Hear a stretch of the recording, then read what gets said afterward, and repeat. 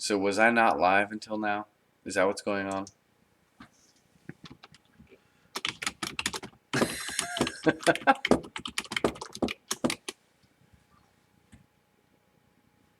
That's crazy. I do not want to do this again.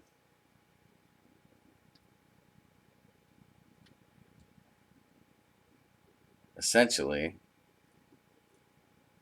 well, fine, let's do it again.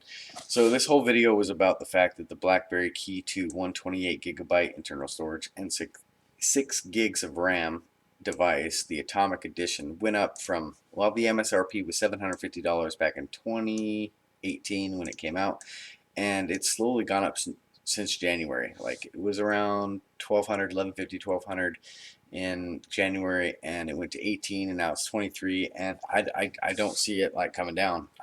The whole reason I waited is like, well, I'm gonna wait for the price to drop. No, it's just been going up astronomically, and I don't know why. And then when I see this price go up astronomically and not know why, even dollars, like, it's just hard to even fathom. Like, I'm gonna need a lot more YouTube subscribers in order to like acquire that and do a proper review on this device. But to be fair, the reason why this one is so expensive is because it is the very last BlackBerry Porsche designed phone, and like, it's the very last one off the assembly line.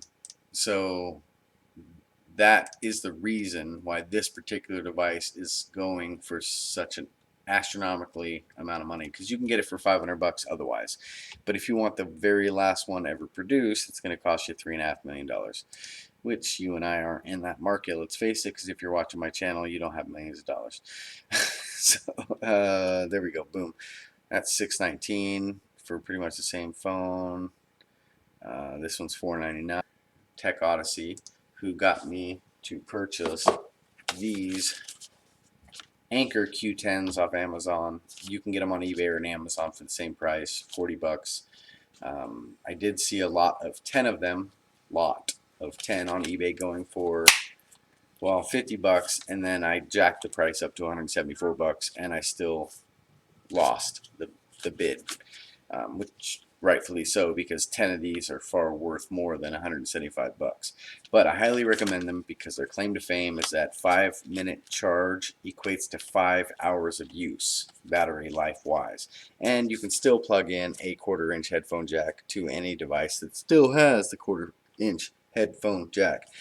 Otherwise, it's Bluetooth capable, and you can connect to at least 2 BlackBerry devices that have Bluetooth capability, and if you're watching one YouTube video on one and one on the other, you can hit pause on one, play on the other, and you're still connected between these 2 devices with this one headset. So I really like that about his channel. I never even heard of these, and I snagged them up, and they feel better than Beats by Dre. They're just phenomenal quality. Color, black and red. It looks awesome. So highly recommend these. Probably the greatest Bluetooth headphones I've ever owned. Obviously they are. It's just amazing. I have Beats by Dre, and they're garbage. I haven't used them in years because you have to plug into them. They're not Bluetooth, and over time, plug in out, in out, in out, reduced the connection, and now I can't even use the damn things. So point is, yeah, I'm kind of just rambling at this point, but pointing out the Key2 is inflating in price. That guy got me to buy this BlackBerry limited edition Q20, which is weird because the Q10 and Q20 by Anker are headphones, but Q20 and Q10 is produced by BlackBerry also. Q10, then the BlackBerry Classic is called the Q20. So I found that just kind of odd, and out of that I bought the Q10 headphones and the Q20 BlackBerry.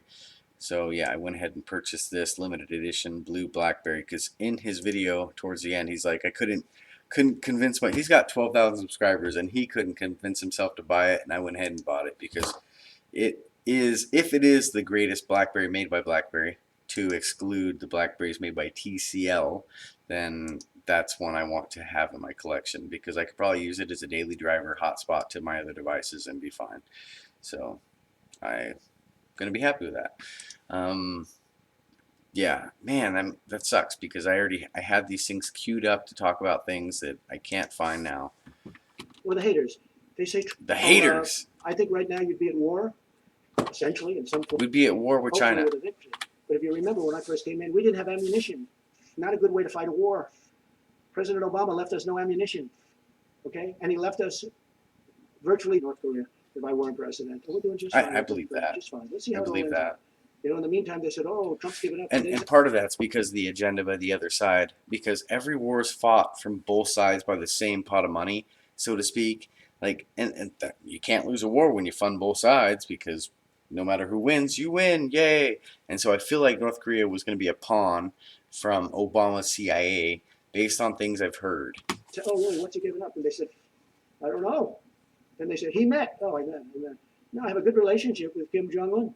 That's not a bad thing to have a good relationship. Obama wanted a relationship. He wouldn't meet with Obama. Wouldn't meet with him. Okay, have a good relationship with him. We met at the line. I stepped over the line the first time anything like that's ever. It's all good. It's good. But when they say, the stupid people, I call them stupid people. Haters. Or the haters. They say, Trump's given up so much. Really? They've actually increased the sanctions. China's been very good on the border. In fact, right now, the border is stone cold closed between China and North Korea. A lot of people don't like him, but he's doing good things. Once we found out, look, we just made a trade deal with China's going to have to buy $250 billion a year in our product, $50 billion from the farmers, $40 to $50 billion from the farmers. Because we're buying so much of their product. The relationship was good. Buy our food if we're going to buy your Bluetooth headphones. So it's a big difference. You know, the question was asked, would you be angry at China? Well, the answer might very well be a very resounding yes, but it depends. Was it a mistake that got out of control? Or was Coronavirus. It done deliberately? Was it a mistake, or was it done deliberately? And I agree with him. And since I'm live and wasn't earlier, and people can go, and especially with phase one. Now, at the same time, just like with ventilators, we're building now the best ventilators. Just like with ventilators, our testing is getting better and better. I took the first test. The first test was not pleasant. This was not a pleasant thing. I said, "You got to be kidding," to the doctor. "You got to be kidding." Up your nose, and then we hang a right, and it goes down here, and then we'll wiggle it around here under your eye, and then we'll pull it out, and we'll say, I said, "No, there's no way that can happen." Is that the way it goes? Is that really the way? You sure? You got to stick it in the nose, go under the eye, really to find it, really, and then I was tested really.